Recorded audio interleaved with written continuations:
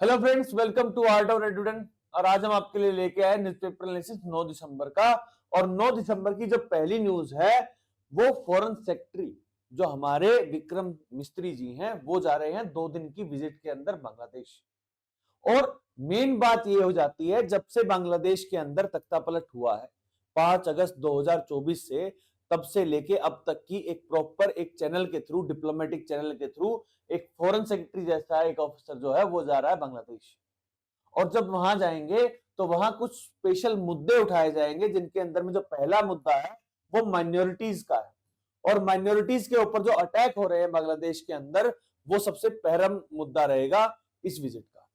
वहां दूसरा मुद्दा है वो है डिफेंस से रिलेटेड। ये देखा गया है कि जो तुर्किश ड्रोन बांग्लादेश ने खरीद रखे हैं 6, वो इंडियन बॉर्डर के आसपास वहां पर ड्रोन से निगरानी कर रहा है बांग्लादेशी फोर्सेस। और ये जो नई गवर्नमेंट बनी है ये प्रो आर्मी गवर्नमेंट है।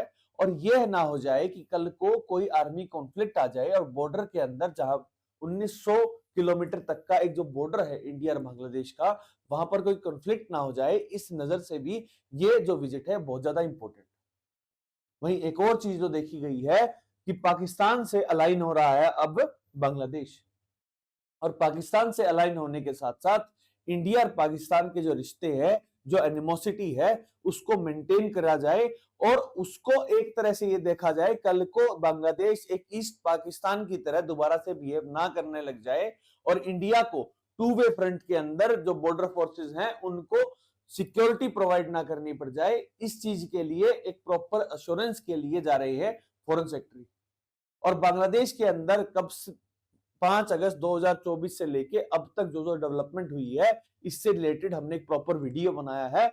और उसका लिंक जो है वो डिस्क्रिप्शन के अंदर आ जाएगा, आप उसको भी देख सकते हैं। नेक्स्ट न्यूज की तरफ, जिसके अंदर में एक आरबीआई ने एक प्रॉपर एक नई ऐप बनाई है जिसका काम है म्यूल हंटर एआई ऐप। इसके अंदर में आरबीआई ने कहा है कि हम एक आर्टिफिशियल इंटेलिजेंस का यूज करते हुए हम एक ऐप बनाई जिसका नाम है म्यूल हंटर। और म्यूल हंटर करेगी क्या? वो म्यूल हंटिंग अकाउंट जो होते हैं उन सबको एक क्रैकडाउन करेगी और उनको बंद कर देगी। अब आप पूछेंगे कि म्यूल अकाउंट्स कौन से? म्यूल अकाउंट्स उन लोगों के अकाउंट्स हैं जिनके पास इतनी फाइनेंशियल जो नॉलेज है वो नहीं है, और जिनको जो फ्रॉडस्टर हैं और जो हैकर्स हैं वो उसका इस्तेमाल करते हैं और उनसे जो जो फ्रॉड करते हैं, जितने भी सारे उन अकाउंट्स को यूज करते हुए करते हैं। और अब आप कहेंगे कि ये सब हो रहा है। हाँ, पिछले साल लगभग लगभग 40,000 म्यूल अकाउंट तो सिर्फ एसबीआई में मिले। 4.5 लाख जो है, इतने अकाउंट म्यूल अकाउंट की तरह फ्रीज किए हैं आरबीआई ने। तो एक इतना बड़ा कंसर्न है, इसलिए आरबीआई दो काम कर रही है। एक तो आर्टिफिशियल इंटेलिजेंस का इस्तेमाल करते हुए म्यूल अकाउंट्स को आइडेंटिफाई कर रही है, उनको फ्रीज कर देगी। और दूसरा काम जो कर रही है वो फाइनेंशियल स्टेप इन नॉलेज जो है, जो फाइनेंस की जो नॉलेज है वो पूरी तरह से अवेयरनेस फैला रही है, जिसके लिए वो डिफरेंट एड्स कैंपेन और बैंक्स के थ्रू एक प्रॉपर चैनल बनाया है जिसमें लोगों को ये प्रॉपर नॉलेज पहुंच जाए कि बैंक अकाउंट का किस तरह से गलत यूज हो सकता है और उनके पैसे किस तरह से सेफ नहीं है और वो किस तरह से 420 के केस के अंदर फंस जाते हैं अगर उनके अकाउंट से कुछ भी गलत हो रहा है। अब ये जो इनिशिएटिव है, इसके लिए सेंट्रल गवर्नमेंट ने भी कुछ अपने लेवल पर काम किए हैं, जिसके अंदर में नाबार्ड और साइबर क्राइम जो है उनका एक लिंकेज किया गया है। नाबार्ड ने भी इसको मान लिया है और जितने भी फाइनेंस मिनिस्ट्री हैं वहां पर प्रॉपर साइबर क्राइम बनाया गया है। अगर कोई भी किसी भी तरह का अगर कोई फ्रॉड होता है तो उसकी एक संज्ञान लिया जाता है। इसके साथ साथ हेल्पलाइन नंबर बनाए गए हैं और एक सुविधा यह भी दी गई है कि 30 मिनट तक अगर आपकी कोई ट्रांजैक्शन है और आपको लग रहा है फ्रॉड हो गया है, तो आप 30 मिनट तक उसकी कंप्लेंट कर देंगे तो प्रॉपर उस जो पेमेंट है उसका एक बफर जोन बना दिया 30 मिनट, ताकि जो फ्रॉडस्टर है उनको रोका जा सके और जो पैसे हैं और जिस आदमी से पैसे कटे हैं उनके मनी को सेव किया जा सके। तो आरबीआई और गवर्नमेंट अपने लेवल पर बहुत ज्यादा काम कर रहे हैं और हमें भी उसके लिए एक प्रॉपर तैयारी रखनी पड़ेगी कि हम ऐसे किसी भी स्कैम के लिए ना पहुंचे। और जो फाइनेंस से रिलेटेड जो नॉलेज है उसको ग्रैब करते हैं। अब हम चलते हैं हमारी नेक्स्ट न्यूज की तरफ, जिसके अंदर में इंडियन डिप्लोमेसी का एक एग्जाम्पल दिया गया है। हमारे जो फॉरेन मिनिस्टर है एस जयशंकर जी, वो गए हुए हैं विजिट में। कहां पर गए? बहरीन। और बहरीन में जाकर उन्होंने ये कहा है कि जो मिडिल ईस्ट है वहां पर इतने कॉन्फ्लिक्ट्स हो रहे हैं, जैसे कि इजराइल और ईरान का जो कॉन्फ्लिक्ट है, ऊपर से गाजा का कॉन्फ्लिक्ट है, इन सब को उन्होंने कहा कि हमारा एक मेजर कंसर्न है। क्योंकि मिडिल ईस्ट जो इंडिया के नजदीक भी है और ऑयल का मेजर हब है। अगर एनर्जी किसी को भी चाहिए तो मिडिल ईस्ट से होते हुए जाती है। दूसरा स्विज कनाल है, स्विज कनाल से हमारा एक चैनल बनता है जिससे हम ट्रांसपोर्टेशन करते हैं, सारे हमारे गुड्स एंड सर्विसेज जाती हैं कहाँ? यूरोप में। और यूरोप के साथ साथ अमेरिका की साइड भी जाने के लिए जो शॉर्टकट है वो भी मिडिल ईस्ट से होता हुआ जाता है। और जिस हिसाब से एक कॉन्फ्लिक्ट की सिचुएशन बन चुकी है ईरान इजराइल के रिस्पेक्ट में, तो एक बहुत बड़ा कंसर्न इसलिए भी आ जाता है कि अगर दो नेशन जो इंडिया के नजदीक भी हैं और इंडिया से अच्छे रिलेशन भी मेंटेन करते हैं, तो अगर उनके बीच में कॉन्फ्लिक्ट हो जाएगा तो इंडियन डिप्लोमेसी एक ऐसे दोराहे पर खड़ी हो जाएगी जिसका जिस साइड भी जाएंगे नुकसान इंडियन डिप्लोमेसी को ही होगा। एक और बात भी है, ईरान इजराइल कॉन्फ्लिक्ट जिसके अंदर में गाजा और हिजबुल्ला है, उस पर हमने एक पूरा डिटेल्ड वीडियो बना रखा है। उसका जो लिंक है वो मैं डिस्क्रिप्शन में डाल दूंगा। उससे आपको पता चल जाएगा कि इजराइल और ईरान का कॉन्फ्लिक्ट क्या है और कब से चलता आ रहा है। ये पूरी डिटेल्ड हमने बता रखी है। अब हम चलते हैं हमारी नेक्स्ट न्यूज की तरफ, जिसके अंदर में दो नेशनल न्यूज का हम जिक्र करेंगे। जिसके अंदर में पहली थी कि कल बीएसएफ डे को सेलिब्रेट किया गया जयपुर के अंदर, और वहां हमारे होम मिनिस्टर अमित शाह जी ने कहा है कि हम एक स्पेशल विंग बनाएंगे जिसका नाम होगा कि एंटी ड्रोन यूनिट होगी। और जो ड्रोन से अटैक हो रहा है और जो सर्विलेंस का जो काम करने लग गई है, पाकिस्तान भी कर रहा है, बांग्लादेश भी कर रहा है, मैंने आपको आज ही बताया है, तो उसको टैकल डाउन करने के लिए हम एंटी ड्रोन स्क्वाड बनाएंगे। और जो बीएसएफ जिसका काम है कि बॉर्डर को सिक्योरिटी करती है और जो मेन रीजन जहां पर करती है बांग्लादेश और पाकिस्तान वाले रीजन में ही करती है, वहां पर ये प्रॉपर काम करेगी। और बीएसएफ की एक नई यूनिट बनाने की बात की गई है बीएसएफ डे के अंदर अमित शाह जी।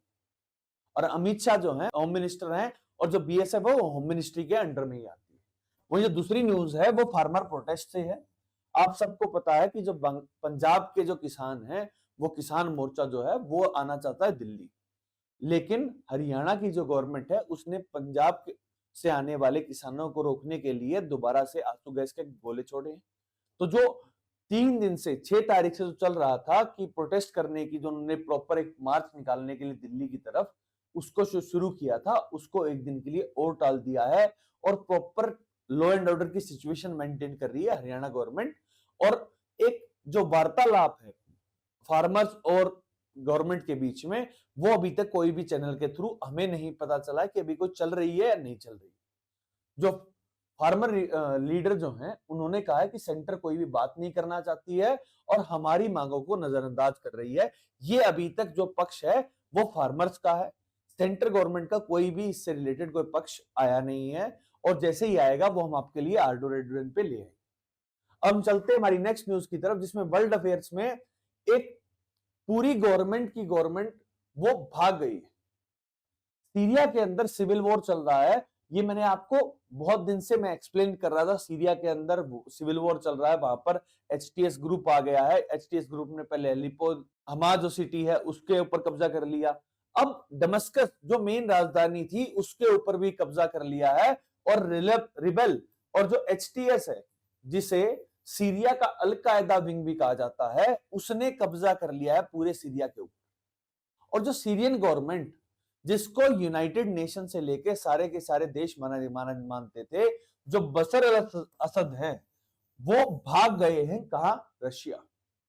इसका मेन मुद्दा एक ये भी आता है कि जो असद फैमिली जो पिछले 50 सालों से एक सरकार थी, जो सीरिया की सरकार चला रही थी, उसका अंत हो गया। और अब देखने की बात यह आती है कि जब सीरिया के अंदर एचटीएस का जब राज हो जाएगा तो उसके साथ साथ अब सीरिया का क्या होगा। वहां पर कंसर्न इस बात का भी आती है कि वहां पर इतने रिबेल ग्रुप हैं कि कहीं जो सीरिया है उसको तोड़ तोड़ के टुकड़ों में कहीं अलग अलग कंट्रीज ना बन ले। वहीं एक एरिया जो आता है वो इजराइल का भी आता है। इजराइल के जो पीएम है, पीएम नेतन्याहू, वो गोलन हाइट्स पहुंचे। जो गोलन हाइट्स है वो पहले तो सीरिया का पार्ट होता था, उसका ऑक्यूपेशन कर लिया था इजराइल, और वहां पर एक बफर जोन था जहां पर इंडिया जो पीस कीपिंग फोर्स है यूएन की वो रहती थी। वहां पर जाकर उन्होंने कहा है कि हम और ज्यादा एरिया जो है उसका सीरिया का हम कब्जा लें। अगर ऐसी अराजकता की सिचुएशन हो जाती है, और सीरिया के अंदर क्या कॉन्फ्लिक्ट हुआ है, कैसे हो गया है, और अब सीरिया की क्या सिचुएशन है, डिफरेंट जियोपॉलिटिक्स के अंदर कहां कहां पे होगा, उसका हम एक डिटेल्ड एनालिसिस आज हम अपने चैनल पे आर्डर पे लेके आएंगे आपके। लेकिन जो अभी जो मुद्दे की बात यह है कि अब वहां पर जो गवर्नमेंट थी वो बदल दी गई है। नई गवर्नमेंट क्या होगी, कैसी होगी, कैसे रिबल ग्रुप्स काम करेंगे, ये वक्त बताएगा, और जैसे जैसे जो डेवलपमेंट होगी वो हम आपके लिए लेके आएंगे आर्डो रेडुडन। अब हम चलते हैं हमारी नेक्स्ट न्यूज की तरफ, जिसके अंदर में रशिया यूक्रेन कॉन्फ्लिक्ट जो लगभग 1000 दिन पूरे हो चुके हैं, जिसको 2.5 साल से ऊपर हो चुके हैं, 3 साल हो जाएंगे पूरे।